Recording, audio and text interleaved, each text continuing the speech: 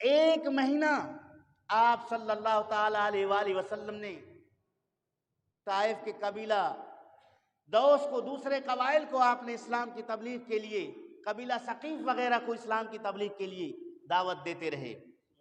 ان سرداروں نے انکار کیا، دین اسلام کو قبول نہیں کیا۔ صرف قبول نہیں بلکہ مصطفیٰ کریم صلی اللہ تعالی علیہ وآلہ وسلم کو اذیت دینے لگ گئے۔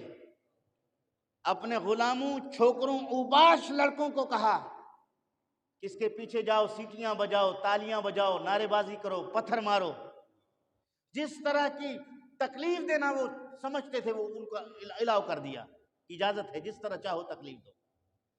حضرت زید بن حارثہ نبی پاک کے ساتھ ہیں، انہوں نے رسول کریم صلی اللہ علیہ وسلم پر پتھر برسائے، اور حضرت نبی کریم صلی اللہ علیہ وسلم کو پتھر پیروں میں مارتے تھے۔ معاذ اللہ۔ حضرت زید نبی کریم صلی اللہ علیہ وسلم کو بچانے کے لیے آگے بڑھتے، جس سے حضرت زید کا سر پھٹ گیا۔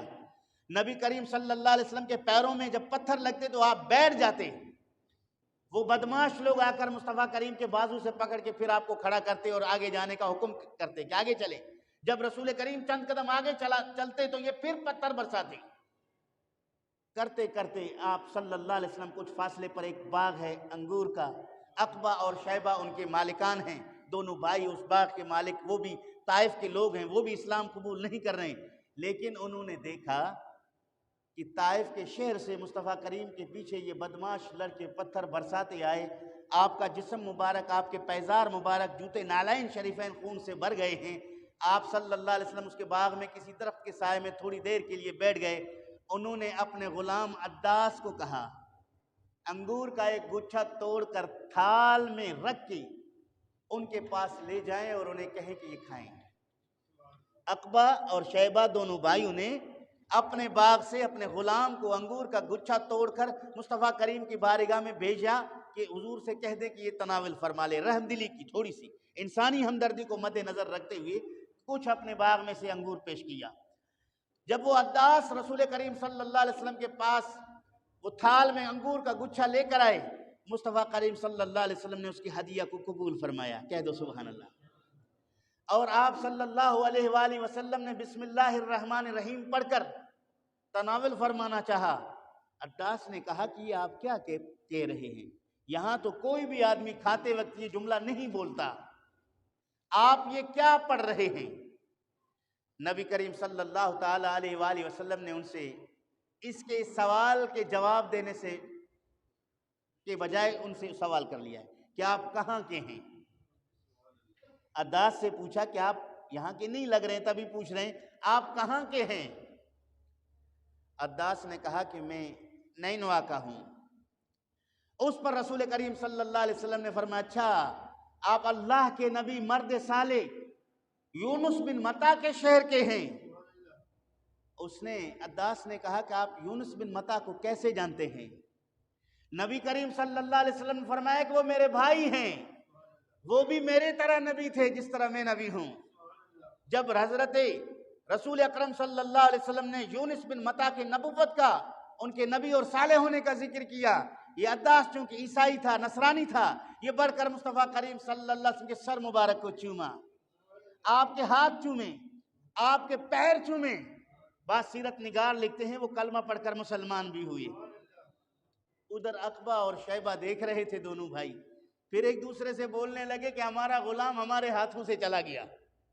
دور سے دیکھ رہے تھے کہ ان کی باتوں میں اتنی مٹھاس ہے کہ وہ سر بھی چوم رہا ہے، ہاتھ بھی چوم رہا ہے، پیر بھی چوم رہا ہے، گویا وہ اسی کا غلام بن گیا ہے۔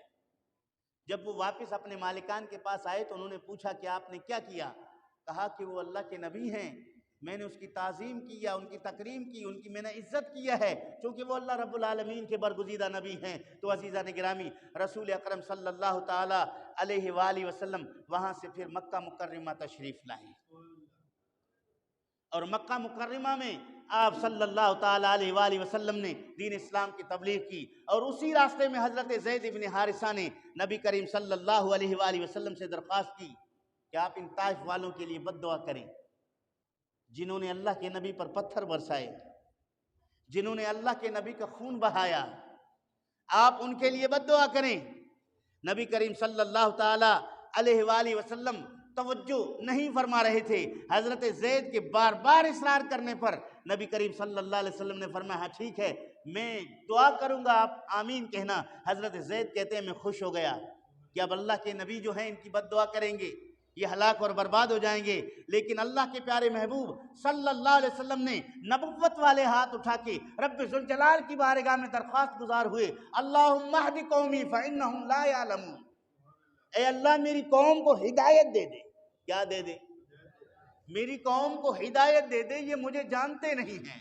اگر یہ جانتے کہ میں اللہ کا نبی ہوں کبھی پتھر نہ برساتے، اگر یہ جانتے کہ میں اللہ کا رسول ہوں یہ کبھی مجھے دکھ نہ پہنچاتے، اگر یہ جانتے کہ میں انہیں جہنم سے بچانے آیا ہوں، جنت دلانے آیا ہوں، رب ذوالجلال سے ملانے آیا ہوں، ان کے اخلاق سنوارنے آیا ہوں، انہیں حیوانیت سے نکال کے انسان بنانے آیا ہوں، یہ کبھی مجھے پتھر نہ مارتے، کیونکہ یہ لا علمی میں جہالت کی وجہ سے مار رہے ہیں۔ اے رب ذوالجلال ان کو ہدایت دے دے۔ حضرت زید فرماتے ہیں میں نے آمین بھی نہیں کہا، ہاتھ نیچے کر دیا کہ میں نے تو بد دعا کی درخواست کی تھی اور رسول کریم نے ان کے لیے آمین کہا۔ اور پھر حضرت زید کے استفسار پر نبی پاک نے فرمایا کہ زید اگرچہ یہ ایمان نہیں لاتے، اگرچہ یہ لوگ کلمہ پڑھ کر مسلمان نہیں ہوتے، مجھے امید ہے کہ اللہ رب العالمین ان کی اولاد کو اسلام کے جانثار بنا دے گا، ان کی اولاد جو ہے مسلمان ہو جائے گی۔ تو عزیزان گرامی ایک ہمارے نبی محمد عربی صلی اللہ علیہ وسلم جس کے لیے رب کائنات نے فرمایا وما ارسلناک الا رحمتا للعالمین، دشمنوں کے لیے بھی بد دعا نہیں کرتے، ان کے لیے ہدایت کی دعا فرماتے ہیں، ان کے لیے ہدایت کی دعا فرماتے ہیں۔ دوسری طرف اللہ کے نبی حضرت نوح علیہ السلام ہیں، ان کے کلمات کو قرآن مجید نے نقل کیا، رب لا تذر علی الارض من الکافرین دیارا، اے اللہ اس زمین پر کسی کافر کے گھر کو بستا ہوا نہ چھوڑ، کافر تو برباد ہو جائے لیکن اس کا گھر کے نام و نشان بھی نہ رہے۔ اے اللہ اگر تو نے ان کو چھوڑ دیا ان کے بچے ہوں گے ولا یلدوا الا فاجرا کفارا، یہ نہیں جنیں گے بچے مگر جو بھی جنیں گے وہ فاجر اور کافر ہوں گے۔ مفسرین لکھتے ہیں کہ نوح علیہ السلام کو بذریعہ وحی اللہ رب العالمین نے قطعی علم عطا فرمایا تھا کہ جو آپ کے ساتھ ایمان لا چکے ہیں وہ لا چکے ہیں، جنہوں نے انکار کیا ہے وہ انکار کیا ہے، وہ مسلمان نہیں ہوں گے۔ اس لیے حضرت نوح علیہ السلام نے وہاں ان کے ہلاکت بربادی اور ان کے گھروں کے نشانات مٹانے کی بد دعا کی۔ تو حضرت نوح علیہ السلام وہاں ان کے گھروں کو ختم کر کے ان کی اولاد کے بارے میں کہتے ہیں کہ وہ اولاد ان کی نہیں ہوگی مگر ہوگی تو فاجر اور فاسق ہوگی۔ اس سے پتہ چلا کہ نبی جو بھی اللہ کے نبی ہوتے ہیں الہام کے ذریعے وحی کے ذریعے غیوب پر اللہ رب العالمین انہیں مطلع فرما دیتا ہے۔ یعنی نوح علیہ السلام کوئی اٹکل پچو سے نہیں کہہ رہے تھے کہ یہ جو کافر ہیں ان کے بعد جو ان کے بچے ہوں گے یہ کافر ہوں گے، ایسے نہیں کہہ رہے تھے، بلکہ یہ الہام الہی کے طریق الہام الہی سے یقینی طور پر انہیں علم حاصل تھا کہ ان کی اولاد کوئی بھی نہیں، ان کے ارواح جتنے ہیں ان میں کوئی مسلمان نہیں۔ تو اس وجہ سے حضرت نوح علیہ السلام نے ان کے لیے ہلاکت اور بربادی کی دعا کی، محمد عربی صلی اللہ علیہ وسلم نے ہدایت کی دعا کی ہے۔ تو یہاں سے ایک مسئلہ ثابت ہو گیا، کسی بھی اختلافی مسئلے پر، کسی بھی باہمی تنازع اور جھگڑے پر بندہ اس حد تک نہ جائے، بندہ اس حد تک نہ جائے کہ کسی کے بالکل بے نام و نشان ہونے کی بات کرے یا غیظ و غضب دل میں رکھے کہ فلاں بالکل نہ رہے، اس کے بچے نہ رہیں، ان کی برادری نہ رہے، ان کا فلاں نہ رہے، اس حد تک نہ جائے۔